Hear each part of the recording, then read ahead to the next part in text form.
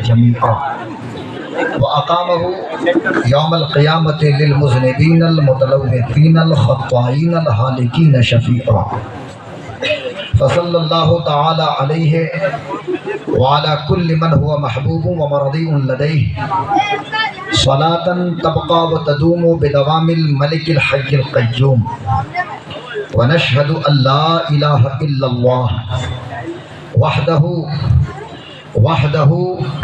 وحده لا شريك له ونشهد أن سيدنا ومولانا محمدا عبده ورسوله أما بعد فأعوذ بالله من الشيطان الرجيم بسم الله الرحمن الرحيم قل يا أيها الناس إني رسول الله إليكم جميعا صدق الله مولانا العظيم وقد صدقت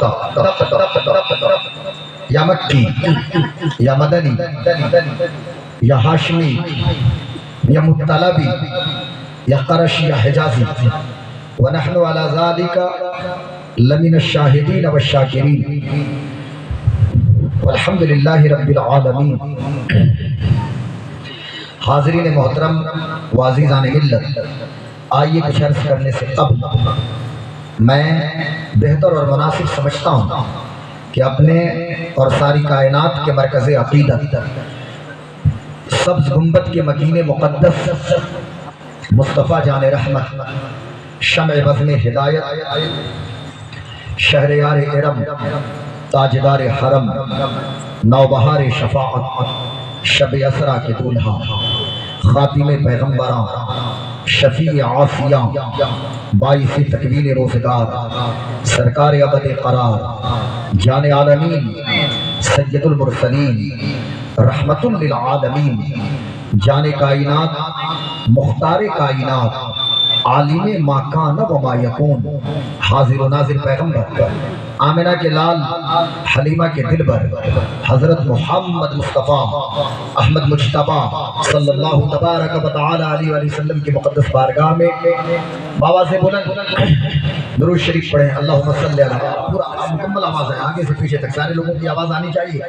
پڑھیں منہ کھول کے، پڑھیں منہ کھول کے، لبوں کو اللہم صلی علی سیدنا و شفیعنا و مولانا محمد معدن الجود والکرم والہ الکرام وصحبہ العظام وابنہ الکریم الغوث العظم الافخم الہمام وحزبہ اجمعین۔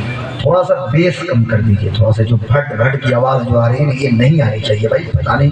میں مانتا ہوں کہ ریپٹ چاہیے، شاعروں کے لیے چاہیے، وہ ضروری ہے، پر خطیبوں کا بھی ایک اپنا طریقہ ہونا چاہیے تاکہ لوگوں کو بات میری سمجھ میں آنی چاہیے، ہے کہ نہیں؟ آواز تو سمجھ میں آنی چاہیے نا۔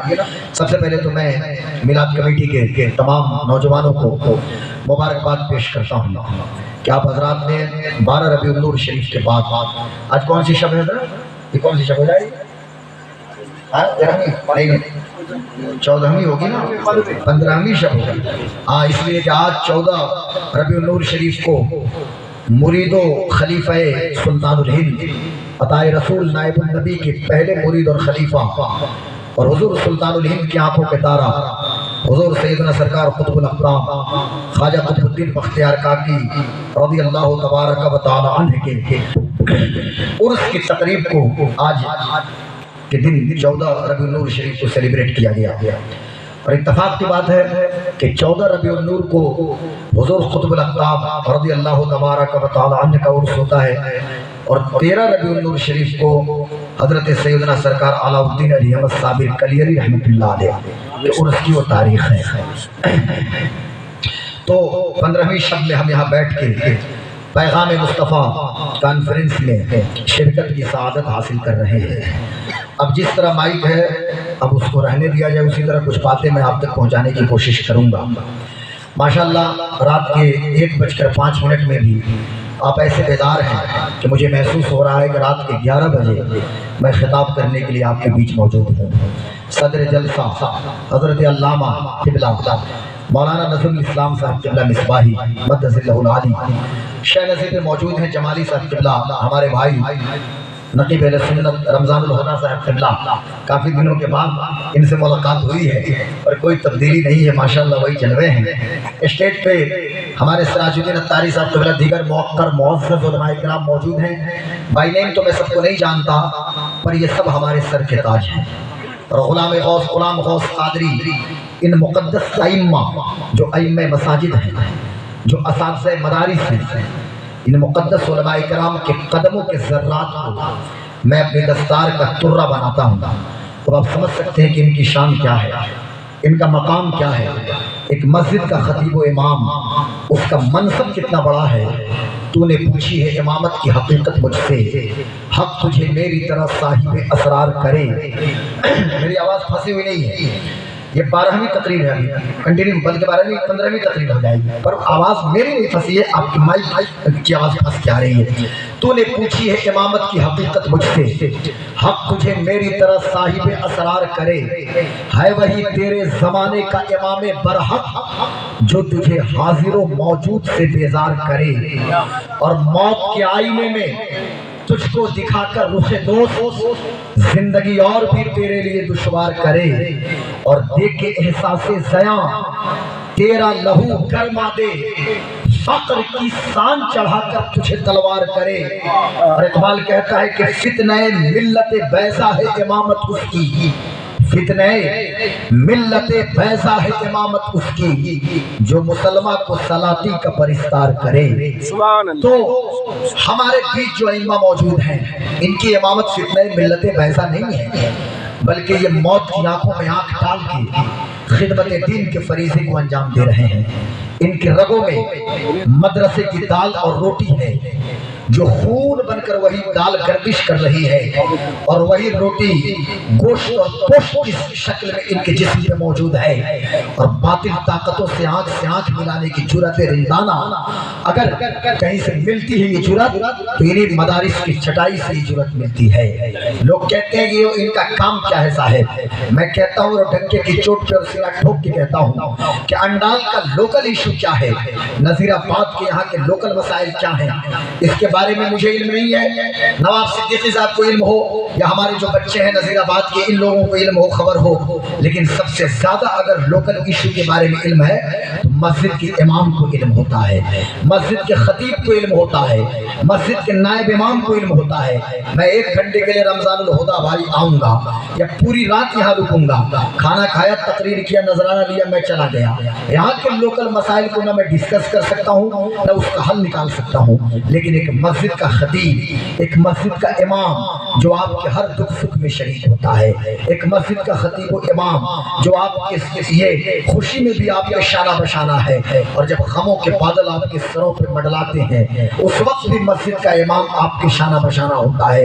اس لیے رب کعبہ کی قسم، خدا کی عزت و جلال کی قسم، اپنے مسجد کے امام کی قدر کیجئے، مسجد کے امام کی حیثیت کو سمجھیے۔ کیا بات ہے صاحب، عجب ڈمبرا ہے، ایک عجب ٹریجڈی کی بات ہے۔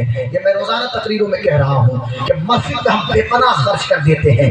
ہم نے مسجد میں اے سی لگا دیا، اور ایک نہیں بلکہ 10 اور 5 اے سی سے پورے مسجد کو کول کر دیا ہے، لیکن ایک مسجد کا امام اور امام کے حجرے کی کیفیت وہی ہے جو پہلے تھی، اور اسی پوزیشن میں امام صاحب اپنی زندگی گزار رہے ہیں۔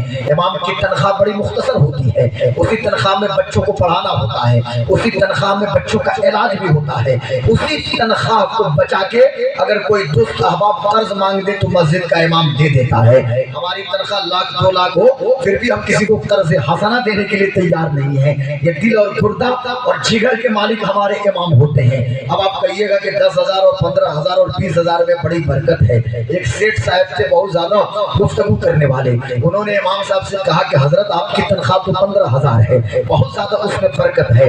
تو امام صاحب قبلہ نے کہا سیٹھ جی آپ کتنا اٹھا لیتے ہیں؟ سیٹھ جی نے کہا کہ امام صاحب قبلہ ہم تو 2 سے 5 لاکھ تک ہر مہینے انکم ہو جاتے ہیں۔ تو امام صاحب بھی بڑے حاضر دماغ تھے، پلٹ کے کہا کہ وہ 5 لاکھ مجھے مہینے کا دے دیجئے اور برکت والا 20,000 روپیہ آپ ہی رکھ لیجئے۔ امام سے برکت کی بات تم کر رہے ہو یار، اپنے امام کی قدر تو کیجئے نا۔ اور یاد رکھیے گا بڑی ذمہ داری کے ساتھ یہ نوجوانوں کو میں مبارکباد پیش کروں گا، انڈال والوں اور نذیر آباد والوں اور نذیر آباد کے میلاد کمیٹی کے یہ چھوٹے چھوٹے بچے جو ڈیلی بیسس پہ کوئی پلمبر کا کام کر رہا ہے، کوئی پینٹر ہے، تو کوئی پائپ فٹر ہے، تو کوئی فرق لفٹر ہے، تو کوئی ہائیڈرولک آپریٹر ہے، تو کوئی انجن میکینک ہے، تو کوئی ٹائلز لگانے والا ہے، تو کوئی اسکاف فولڈر ہے۔ یہ محنت اور مشقت کرنے والے دن بھر مزدوری کر کے، محنت کر کے، مشقت کر کے رزق حلال حاصل کرنے والے ہمارے ان نوجوانوں کو مبارکباد پیش کیجیے کہ جنہوں نے محسوس کیا کہ حضور کی آمد کا مہینہ ہے تو حضور کا تذکرہ ہونا چاہیے، حضور کی باتیں ہونی چاہیے۔ تو میلاد کمیٹی کے تمام نوجوان، سب کا میں نام نہیں جانتا، یہ قمر الدین صاحب اور کون کیا نام ہے سب بچوں کا، اور ایک اور لڑکا جو ہمیشہ رابطے میں تھا، کیا اشرفی، امین حاج اشرفی، اور جتنے بچے ہیں ہمارے، اب یہ مت سمجھیے کہ حضرت نے نام نہیں لیا تو آپ میرے دل میں نہیں ہے یار، نام ایک دو لوگوں کا ہی ہوتا ہے، پر یاد رکھیے گا جس جنگ میں خالد بن ولید کمانڈر تھے نا، اس جنگ میں نام تو خالد کا ہو رہا تھا لیکن چھپے ہوئے لوگ بھی تھے جو حضرت خالد کے شانہ بشانہ تھے، حضرت خالد بن ولید بھی کر رہے ہیں۔ آؤ تاریخ کے صفحات کو پلٹو، نام چاہیے نا نام، یار ہم نام والے لوگ نہیں ہیں کہ غلام غوث قادری یہ چند لوگوں کا نام لیا، ہمارا نام کیوں نہیں لیے؟ آؤ پوچھو حضرت سعد بن ابی وقاص سے، جس جنگ کے کمانڈر حضرت سعد بن ابی وقاص تھے، تنہا کمانڈر تو سعد بن ابی وقاص تھے لیکن فتح حاصل ہوتی تھی تو عام فوجیوں کی مشقت کی وجہ سے، عام فوجیوں کی محنت کی وجہ سے۔ دور بدلا ہے، زمانہ بدلا ہے، وقت بدلا ہے۔ محمد ابن قاسم کا نام آپ نے سنا ہوگا اور ڈنکے کی چوٹ پہ اس نام کو یاد رکھیے اور اسے پوائنٹ ٹو بی نوٹڈ، اس کو نوٹ کرنے کی کوشش کیجیے۔ اس محمد ابن قاسم یہی طائف کی دھرتی ہے اور طائف کی سرزمین ہے، طائف میں قبیلہ بنو ثقیف ہے، اسی قبیلہ بنو ثقیف میں ایک بچے کی پیدائش ہوتی ہے جسے دنیا محمد ابن قاسم کے نام سے جانتی ہے۔ طائف وہ طائف ہے کہ جہاں میرے کریم آقا تشریف لے گئے اور حالت یہ تھی کہ طائف کے لوگوں نے پتھروں سے لہو لہان کیا تھا مصطفیٰ جان عالم صلی اللہ علیہ وسلم کو، حضور کے نالین مبارک خون سے سربتر ہو گئے تھے۔ ایسے عالم میں جبریل کی آمد ہوئی تھی، سید الملائکہ حضرت جبریل آئے تھے اور پہاڑ کے فرشتے بھی اترے تھے۔ سب نے عرض کیا تھا یا رسول اللہ آپ حکم دے کہ ہم دو پہاڑوں کو ملا دیں تاکہ طائف کا وجود ختم ہو جائے، لیکن حضور کی نگاہ دیکھ رہی تھی کہ اگر طائف کا وجود ختم ہو جائے گا تو اسی طائف کی سرزمین سے محمد ابن قاسم کہاں سے پیدا ہوگا جو ہندوستان کی دھرتی پہ سن 711 عیسوی میں جا کے اسلام کا علم لہرائے گا، اسلام کا پرچم بلند کرے گا۔ چنانچہ حضور نے ارشاد، حضور نے کہا کہ طائف کو ختم کرنے کی ضرورت نہیں ہے۔ مصطفیٰ دعا کے لیے ہاتھ اٹھاتے ہیں، آقا عرض کرتے ہیں اللہ میری قوم کو ہدایت عطا فرما، طائف والوں کے دلوں میں اسلام کی محبت کو ڈال دے۔ میں جانتا ہوں کہ یہ لوگ اسلام قبول نہیں کر رہے ہیں لیکن ان کی آنے والی نسلیں تو اسلام قبول کریں گے۔ محمد ابن قاسم کمانڈر تو تھے لیکن نام محمد ابن قاسم کا تھا، لیکن ان کے فوجی بھی ان کے شانہ بشانہ تھے۔ آؤ چلو اسپین کو جنہوں نے فتح کیا یہ کون ہے سب کو یاد کیجئے صاحب۔ ہم نے کس کو اپنا ہیرو سمجھ لیا ہے؟ ہم نے ناچنے اور گانے والوں کو اپنا ہیرو سمجھ لیا ہے، جو کمر ہلا دیں، جو چرس افیم پی لیں، جو گانجا لے لیں، جو براؤن شوگر لے لیں، جو ڈرگس لے لیں، جو اسمیکر بن جائیں۔ ہم نے کہا کہ اسمیک کرنے والے کو اپنا رول ماڈل بنا دو، یہ براؤن شوگر لینے والے کو اپنا رول ماڈل بنا دو۔ اور ممبئی کے اندر، مہاراشٹر کے اندر تھرکتی ہوئی لاشیں ہمیں دکھ رہی ہیں صاحب، جوانی تھرک رہی ہے، پورا پنجاب کانپ رہا ہے، نشے کے سر میں پوری دنیا ہے۔ میں کہنا یہ چاہتا ہوں میرے دوستوں، ہم نے ایسے لوگوں کو اپنا ہیرو سمجھ لیا، لیکن ادھر میری بات کو نوٹ کیجیے، سب یاد کرنے کی چیز ہے۔ یہ کون ہے؟ یہ حضرت طارق بن زیاد ہیں کہ جنہوں نے کیا تھا جب دریا کو کراس کیا تو لبے دریا آپ نے کشتیوں کو جلانے کا حکم دیا تھا، تو کمانڈر تو طارق تھے نا، نام تو طارق کا ہو رہا ہے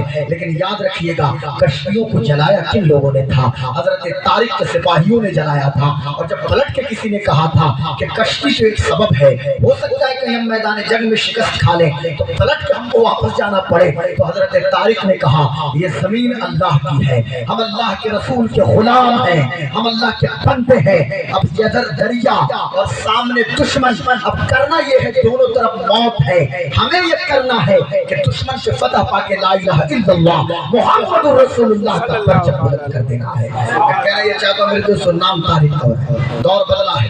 یہ کون ہے؟ یوسف بن تاشقین ہے، یوسف بن تاشقین۔ یہ میں ان لوگوں کا نام کیوں رکھ رہا ہوں؟ تاکہ اپنے نوجوان جو ہمارے احساس کمتری کا شکار ہو رہا ہے، بھائی جان آپ لوگ آگے، تو ہمارے نوجوان آج کل مایوسیوں کے شکار ہیں۔ میں نوجوانوں کو حوصلہ دلانے کی کوشش کر رہا ہوں، میں مایوسیوں کا خطیب نہیں ہوں بلکہ مایوسی کے ماحول میں امید کا چراغ جلانا یہ ہماری اور آپ کی ذمہ داری ہے۔ ہم روشنی کی باتیں کرتے ہیں۔ یوسف بن تاشفین کہ جس نے اس ماحول میں افریقہ کے مرغزاروں اور ریگستانوں میں جنہوں نے لا الہ الا اللہ محمد رسول اللہ کی شمع روشن کیا ہے، تنہا یوسف بن تاشفین نہیں تھے بلکہ پوری ٹیم ان کے ساتھ تھی۔ دور بدلا ہے، دیکھو یہ کون ہے؟ یہ قتیبہ ابن مسلم ہیں کہ جنہوں نے رشیا کراس کر کے چائنا کی سرحدوں تک انہوں نے جا کے دستک دے دیا تھا۔ تو کیا تنہا قتیبہ ابن مسلم تھے؟ عمر کتنی تھی؟ صرف 21 سال عمر تھی۔ محمد ابن قاسم انڈیا 17 سال کی عمر ہے۔ اور پھر تاریخ ہمیں بتاتی ہے کہ سلطان محمد الفاتح کہ جس نے قسطنطنیہ استنبول کو فتح کیا اور وہاں پہ پیغام مصطفیٰ کو پہنچایا، عمر کوئی 50-60 سال نہیں تھی بلکہ 21 سال کے جوان تھے سلطان محمد الفاتح، صرف 21 سال، 21 ایئر۔ پوری ٹیم ان کے ساتھ تھی جوانوں کی۔ اور پھر آئیے نور الدین زنگی کو دیکھیے، آئیے سلطان صلاح الدین ایوبی کو دیکھیے۔ تو کہنے کا مطلب یہ ہے کہ قائد تو ایک ہی ہوتا ہے نا، کمانڈر تو ایک ہی ہوتے ہیں نا، پوری ٹیم ان کے پیچھے ہوتی ہے۔ قائد اہل سنت حضرت علامہ ارشد القادری رحمۃ اللہ علیہ، تو قائد اہل سنت کے تنہا تھے کیا؟ ایک پوری ٹیم علامہ ارشد القادری کے پیچھے کام کر رہی تھی۔ تو بتانا آپ حضرات سے ہے، نذیر آباد اور میلاد کمیٹی کے لوگوں اور تمام حضرات آپ اب اطمینان سے بیٹھیے۔ اور جی میں ایک بار ادب سے ایک بار گزارش کروں گا، 1:15 ہو گئے ہیں، جن کو بھی جانا ہے وہ پلیز چلے جائیں، اس لیے کل سنڈے نہیں مانڈے ہے اور لوگوں کو ڈیوٹی بھی ہے، کام بھی ہے، تو اگر وہ بیٹھنا چاہے تو بیٹھ سکتے ہیں، لیکن اب جب میں گفتگو شروع کر دوں گا تو پھر تو کسی کو جانے نہیں دوں گا، اس لیے ابھی 1 سیکنڈ کا میں موقع دیتا ہوں، 1 سے 2 منٹ۔ ریئر کیس میں بہت زیادہ حاجت ہو تو ایسے اشارہ کیجیے گا 1 نمبر چھٹی ملے گی چلے جائیے گا چپکے سے، اور پھر آ جائیے گا 2 نمبر کی ضرورت ہے چھٹی مل جائے گی چلے جائیے گا، پھر آ جائیے گا، لیکن ابھی تو سکون سے آپ بیٹھیے تاکہ کچھ باتیں ہم آپ کی سماعتوں کی دہلیز تک پہنچانے کی کوشش کریں۔ میرے دوستوں